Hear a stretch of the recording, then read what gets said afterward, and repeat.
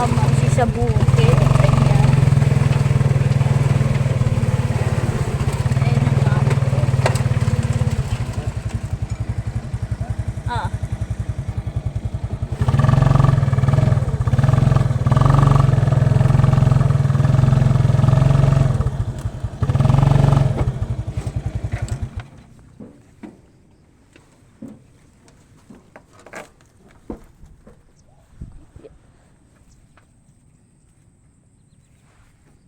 Wala ba? Hindi naman. Umulan eh. Dito na sumuto.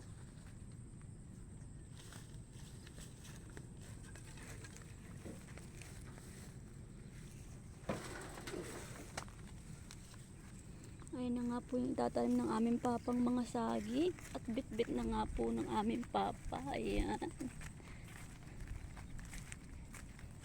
Ayan. At sumama na naman nga po pala sa amin si Aizen. Siyempre, hindi maiiwan. Ayan. Ayan, 2 puno nga pala yung kinuha ng papa namin na saging. Para daw maraming ikang pag nagsupling marami. Ayan.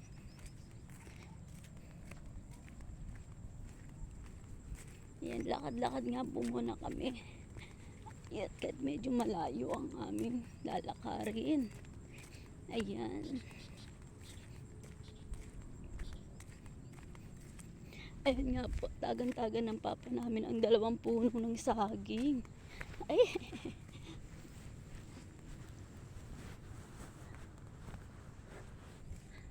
Ayan. Ayan, medyo naiwan na nga po pala kami ng aming papa. At mabilis nga po pala lumakad ang papa namin. At kami ni Chen ay mabagal lumakad. Ayan. At ayan, may lungkaw nga po pala rito ng tatalunan. Apya. Ayan.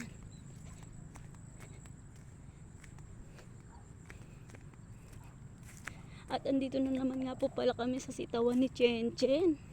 Ayan.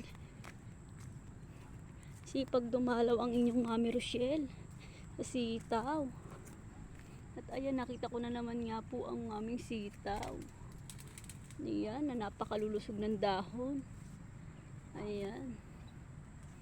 At medyo mahaba nga din po pala yan. At ayan, nakakita na nga po pala ako ng mga bulaklak ng sitaw. At ayan, sinyalis nga daw po pala yan ng kanyang pagbubunga. Ayan. May mga bulaklak na nga po pala ang sitaw ni Chen Chen. Ayan, at naglitawan na nga po ang mga bulaklak ng aming sitaw. Ayan. At napakalulusog nga po pala ng dahon ng sitaw ni Chen Chen. Ayan, at ayun nga po pala at tatalim na ng papa namin ang kanyang saging. Ayan.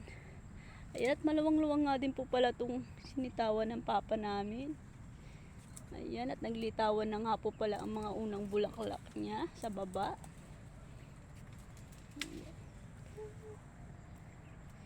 Ayan.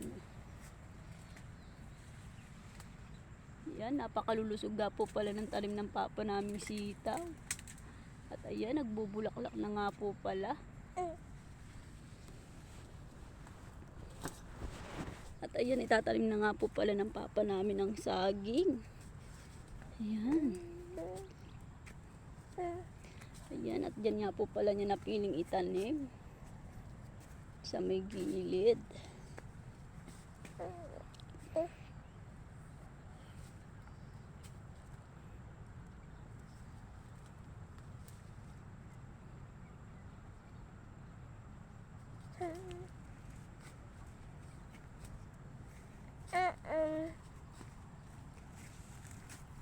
At ito nga po pala yung mga bagong tanim ng papa naming sitaw. Ayan, at malalaki na rin po ang kasunod. Ayun, at gumagaray na rin po pala. Ayan, super sipag talaga ng papa namin magtanim ng mga gulay. Ayan, at napakalulusog nga po mga kamamsi ang gulay ng papa at ng ating aming Aizen.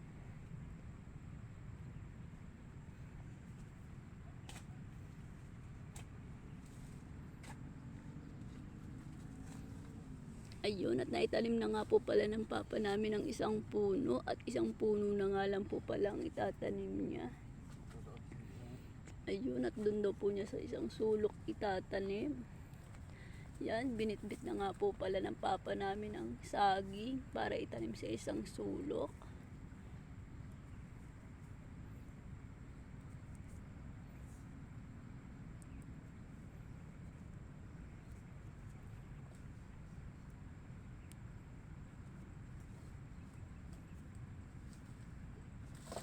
Ayan, at itinabi-tabi pa nga po pala ng papa namin yung mga kahoy para itundos ang saging. At para pag nagbunga ay may kukuhanan na ng aming tsenchen at hindi na po siya bibili sa bayan.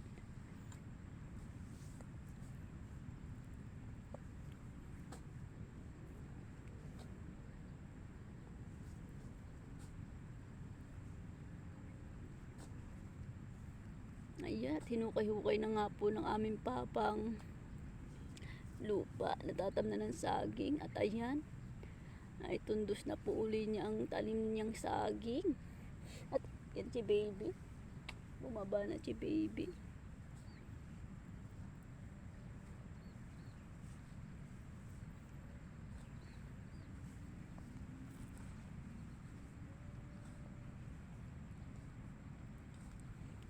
Yan, medyo maluwang-luwang na nga po pala ang nalawag ng papa namin dito sa tabing ilog.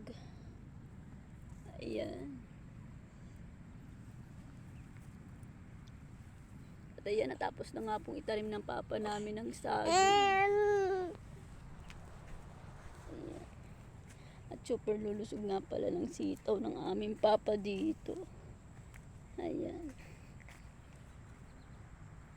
Ayan, at super linis. Talagang napakagaling mag-alaga ng aming papa sa bukid. Ayan. At napakalilinis po. Ayan, hindi po papasukin ng ahas yan kasi super ganda at super walang damo. Ayan, napakagaling naman pala talaga mag-alaga ng aming papa pagdating niya sa mga bukid. At yan, sa kanyang pananim, hindi lang super lusog at super linis pa ng kanyang tinamnan. Ayan, umaambon-ambon. Lili mo na kami ni Tenten.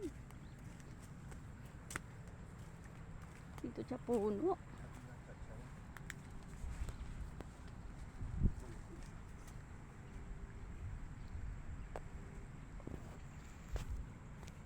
Yan, hanggang dito na nga lang po pala. Thank you for watching.